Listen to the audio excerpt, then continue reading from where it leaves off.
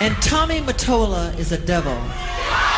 I'm not supposed to say what I'm going to say right now, but I have to let you in on a secret. What's wrong with my voice? I don't know if I should tell you this, but I don't know who may be listening. There may be a group of people that want to get rid of me. They don't want me here anymore. And I picked the nastiest son of a bitch I can find. Once I make that phone call, this guy is just going to destroy everybody in sight. I was flooded with millions of dollars from the time I was 16. And I woke up one morning and I was like, damn, they got me.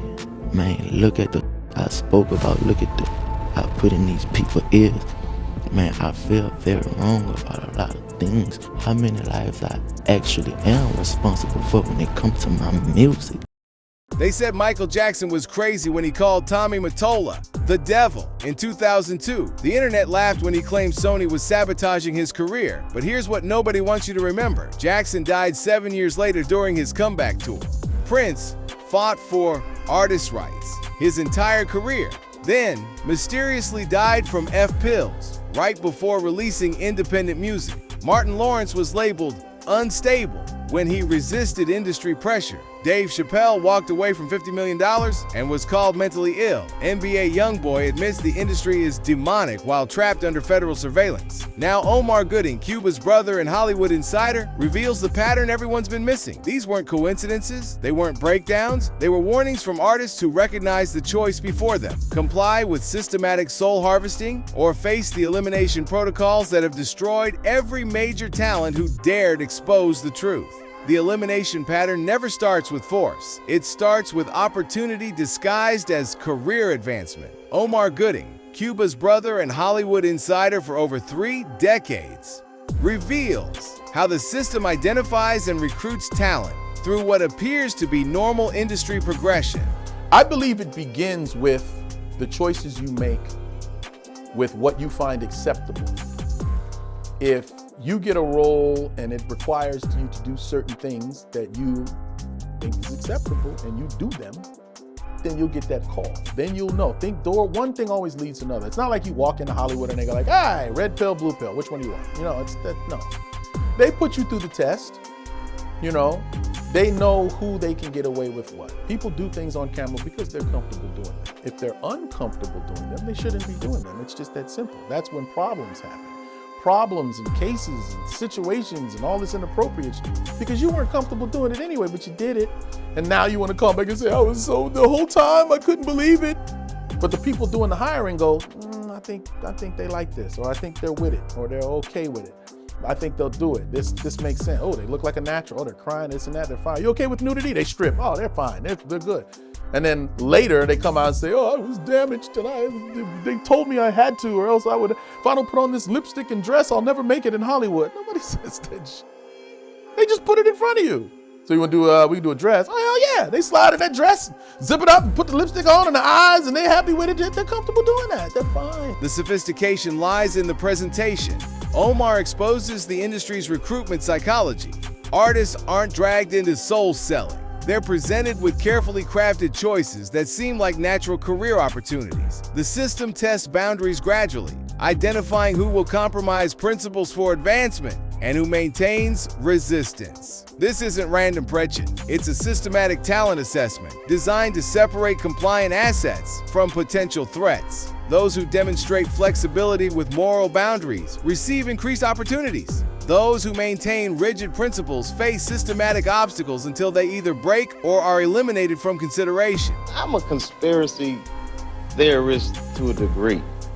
Like when I connect dots that maybe shouldn't be connected, I don't know. But certain dots, like when I see that they put every black man in the movies in a dress at some point in their career, I'll be connecting them down like, wow, all these brothers gotta wear a dress. That's happened to me. I'm doing a movie with Martin. Yeah. The movie's going good. So I walk in the trailer, I'm like, man, this must be the wrong trailer because there's a dress in here. They come in, the writer comes in, I think he's the writer, he's like, Dave, listen, we got this hilarious scene where Martin's sneaking out of jail, so he disguises you as a and he put this dress on, and what? This prostitute. Nah, I'm not doing that. I don't feel comfortable with that. That should have been in the discussion. What? You don't feel comfortable with it? I mean, it's a hilarious bit.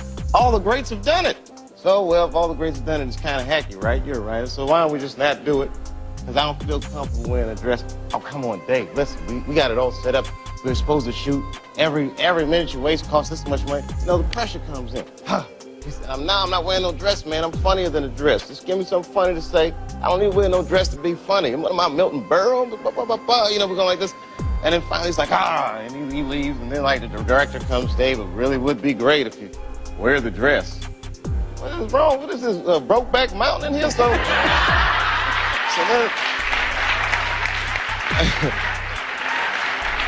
like, wear the dress. I don't want to wear the dress. I want to wear this dress.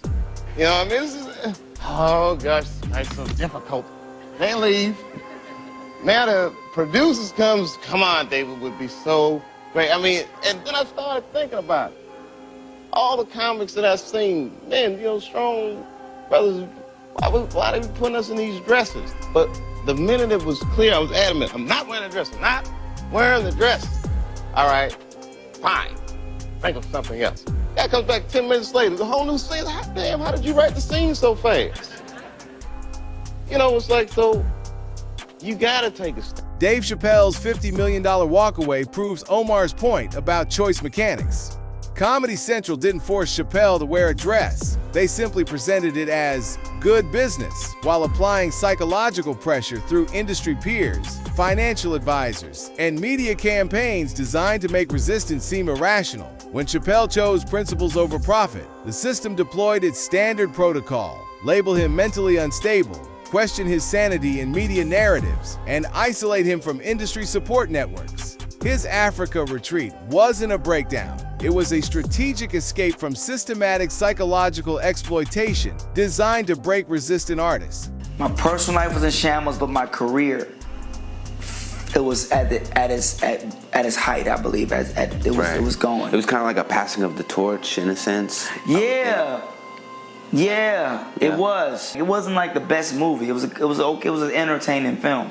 Number one, Big Mama's one. That's arguably like, okay, Miss Doubtfire was out, but the whole dress bit was already overdone. You know, it was like, it was hacky, you know, and I did it purely for the money and the work of Martin Lawrence. Yeah. So I didn't do it for the purity of comedy, but I did it for the purity of work with Martin. But I believe that it was still more than money. Like, dang, I'm gonna get a big check, you know. Yeah, and knowing you now, and I'm gonna kind of set this question up, but in knowing you now, there's a more of an awakened Brandon compared to when he first came into the business. You mentioned the dress. There's a big conversation about that. Did you get like slack when you wore the dress at that moment? It was like, wasn't slack from people.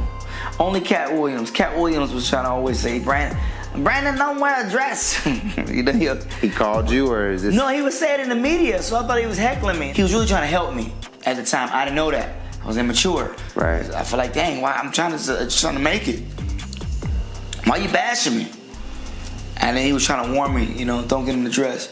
So the awakened Brandon, you couldn't pay him $1 trillion to get in the dress. Brandon T. Jackson's transformation illustrates the long-term consequences of compromise. After starring in Big Mama's House wearing drag, Jackson experienced what he now describes as systematic emasculation that nearly destroyed his career and personal identity. Cat Williams had warned him about the dress-wearing protocol, but youth made Jackson dismiss the advice as a conspiracy theory. Now, decades later, he understands the trillion-dollar psychological cost. The dress wasn't a costume. It was an initiation into a system that uses systematic humiliation to break masculine identity and create psychological dependency on industry approval. The pattern reveals itself through repetition. Talented artists face opportunities that require moral compromise, systematic pressure from industry figures who present resistance as career self-harm, and long-term consequences that transform personalities and destroy authentic creative expression. The choice is always presented as a business opportunity. The consequences are always presented as personal failure. But the system is always in control. The system's power doesn't come from contracts or blackmail. It comes from spiritual infrastructure that most people refuse to acknowledge exists. Omar reveals why the industry operates on theological principles that invert traditional moral frameworks to create systematic psychological control. It's a very real thing. It's very spiritual. There's some people don't believe in God, but do believe in the devil.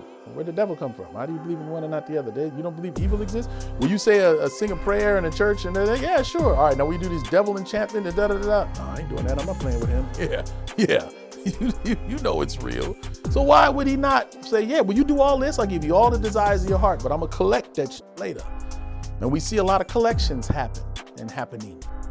We see the collections. And when it's happening, everybody, oh, I can't believe they did that to them. Yeah, well, they made that deal a long time ago and he's here to collect. I think it's a very real thing. Just me being honest, so, and it all comes when you try to figure the right turn or the left turn to make or the right path or this and that. Just think about it. Because sometimes what you just got to do is you look around the corner. It's the best way to figure out decision making. If I do this right now, I get this. But what's the worst thing that could happen from this? It's that, it's this. I put on a dress, some lipstick. Now I'm out, I'm in the party or I'm in the club. Someone go, there go that punk. You this and that, sissy. Watch yourself. That was just a move. No, it ain't. You like that shit. Now I gotta fight this man. We have to fight now. There's no other course of action. Because I put on that damn dress. Well, I'm not really like that, but I know it. No. That's part of it, yeah. That's enough right there to say, nah, well then I know my lane. I know what I can do. I'm not Tyler Perry. You're not comfortable in manhood. For one, that's not manhood, but let's not go there. What I'm just saying is, it's the choices you make. And then if you make this choice, that choice, Hollywood sees you've already made these choices, well then I'm sure you have no problem with this.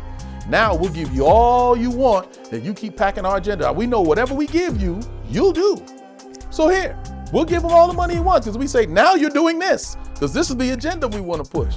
This is what we want to make black men look like. This is what we want the picture of. So here, you get your money. Now go do it. That's selling your soul. The sophistication lies in the presentation. What appears to be artistic freedom is actually spiritual bondage disguised as liberation. Artists believe they're expressing authentic creativity while systematically undermining the moral foundations that once protected both their art and their humanity. The offer follows ancient patterns, immediate gratification in exchange for long-term spiritual servitude. The industry presents fame, wealth, and influence as evidence of personal worth while systematically destroying the spiritual connections that provide authentic fulfillment. Artists gain the world, but lose their souls through systematic moral compromise. Do you believe in the casting couch? Women sleeping with men to get roles?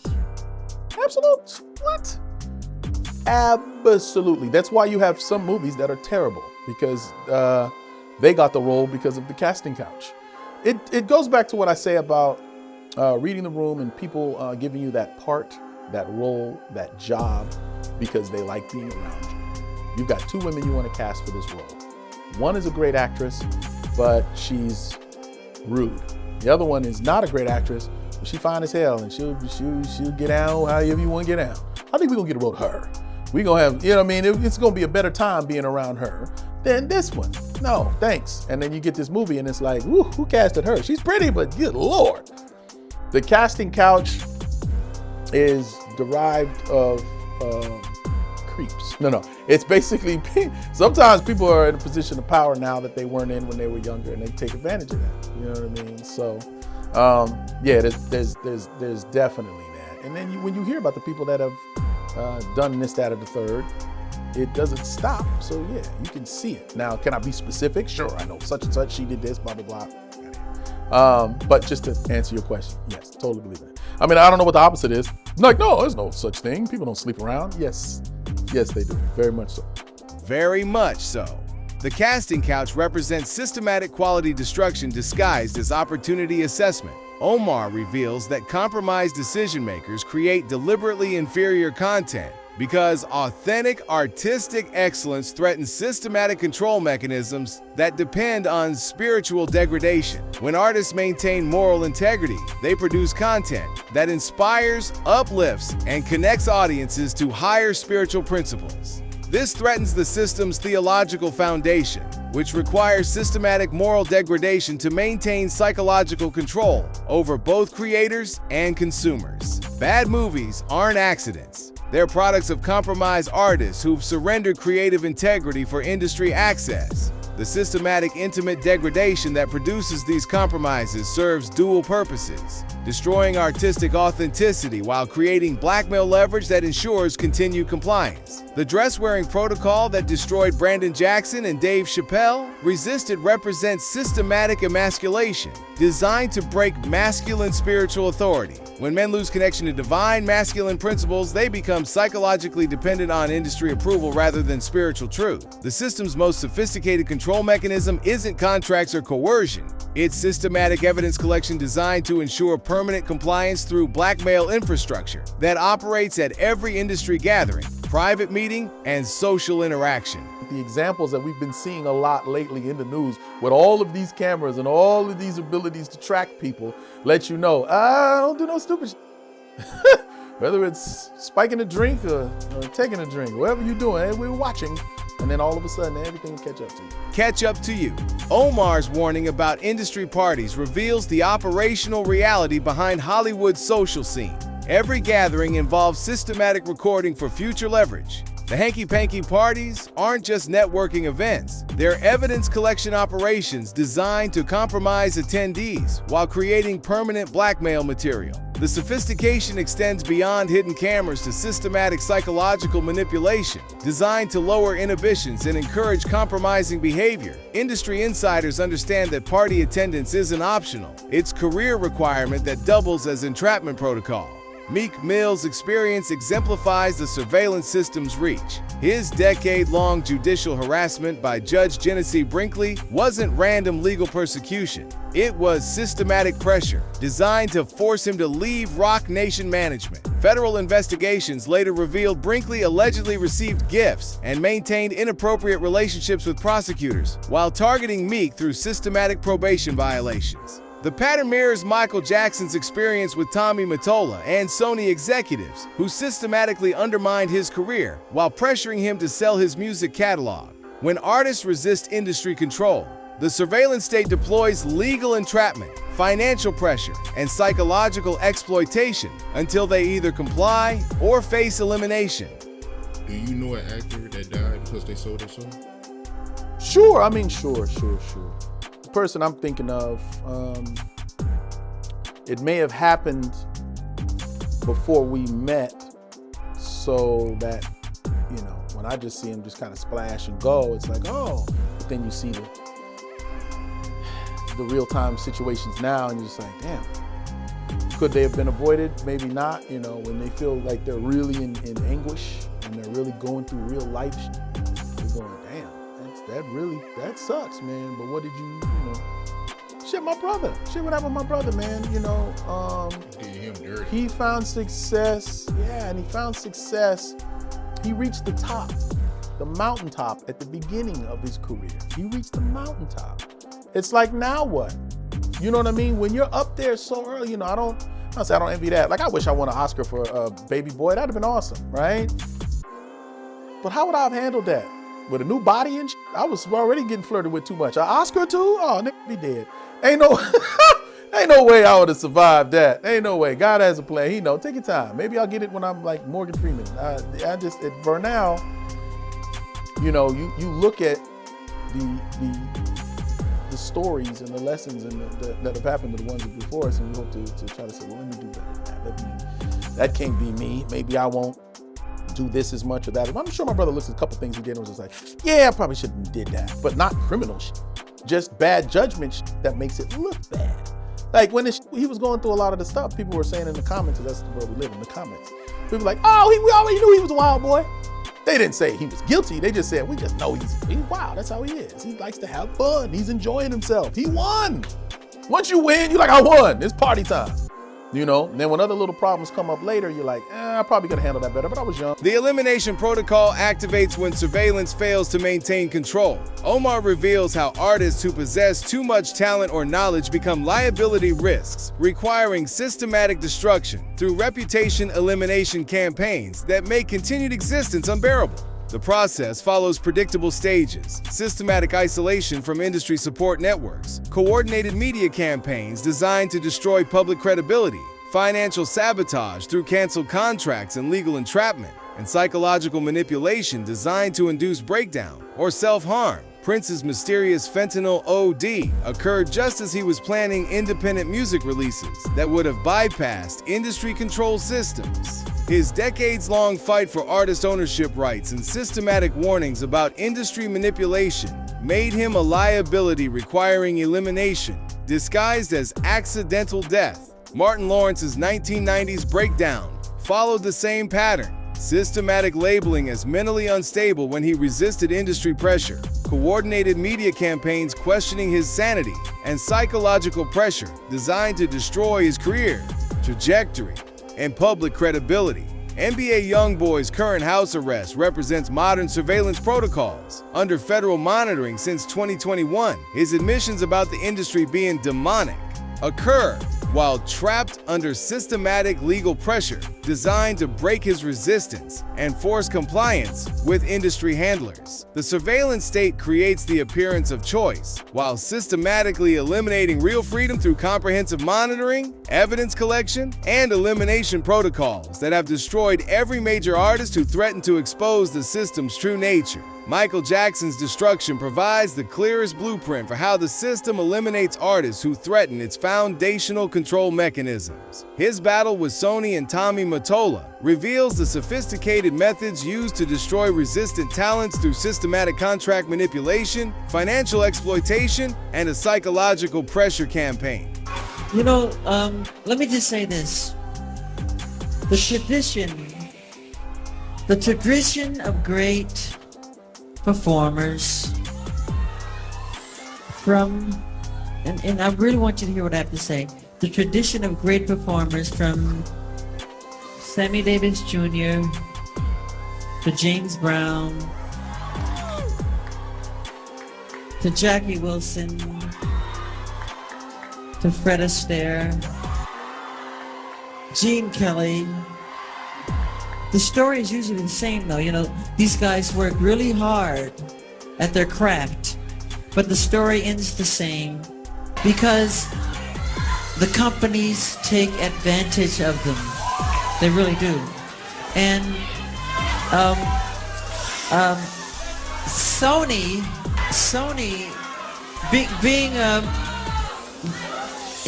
the artist that I am, at Sony, I've generated several $1 billion for Sony, several billion, and they really thought that my mind is always on music and dancing, and it usually is, but they never thought that this performer myself would outthink them. Yeah! So we can't let them get away with what they're trying to do because now I'm a free agent. I just owe Sony one more album. It's just a box set, really. It's with 2 new songs, which I've written ages ago. Because every album that I record, I write, like, literally, I'm telling you the truth, I write at least 120 songs every album I do. So I can do the box set and just give them any 2 songs. So I'm leaving Sony a free agent, owning half of Sony. So I own half of Sony's, and I'm leaving them, and they're very angry at me because of it. But I just did good business, you know. Tell him! Say it, Michael! Tell the story! But, so, the way they get revenge is to try and destroy my album. But I've always said, you know, good art never dies. Thank you. I love Unbreakable. You know, and Tommy Mottola is a devil. Jackson's catalog battle represents the ultimate industry control mechanism, having generated billions for Sony while building his own music publishing empire. Jackson discovered his contracts had been systematically manipulated to prevent him from reclaiming his masters when he owned half of Sony's publishing catalog and threatened their monopolistic control. They deployed elimination protocols disguised as business disputes. The sophistication extends to legal infiltration. Jackson learned his own attorney had been secretly representing Sony during contract negotiations, ensuring Jackson never received fair terms while Sony maintained a systematic advantage through compromised representation. Tommy Mottola's role as Devil wasn't a metaphorical accusation, it was an operational description. As Sony Music chairman, Mottola systematically exploited African-American artists while pressuring Jackson to sell his catalog shares at below-market prices. Jackson's 2002 public confrontation, where he called Mottola RC and very devilish, wasn't an emotional outburst. It was a strategic exposure of systematic exploitation. I don't know if I should tell you this. But I don't know who may be listening. There may be a group of people that want to get rid of me. They don't want me here anymore. I don't understand it. What do you mean? I can't talk about it over the phone. I don't know. It's going to happen. Jackson's final phone call warning about elimination reveals artists' awareness of systematic targeting. 7 years after his Sony confrontation, Jackson died during his comeback tour, following the exact elimination timeline that has destroyed every major artist who threatened industry control. Some of these things are the reason that the enemy decides to go ahead and let you be famous, is your ability to tear down your own kind, no matter how high they are. On the other hand,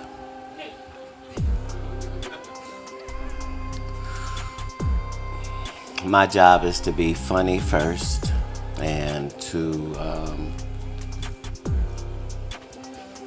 voice the opinion of a group that doesn't get to have their opinion out there, right? So as a black man, if you don't love yourself, you don't love me. So those were the jokes of a guy that was hurt, you know, by an icon. And so I was telling those jokes. The fact that years later, Janet Jackson says she still loved me despite the jokes that I told about her brother is probably one of the most magnificent things, you know, just because I say a lot of hilarious, but it costs me every time, you know, like I'm never unscathed in these situations.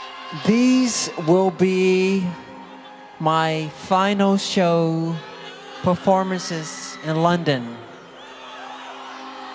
This will be it. This is it. And when I say this is it, it really means this is it. Because, The fact of the matter is, we watched this get right in front of our own face.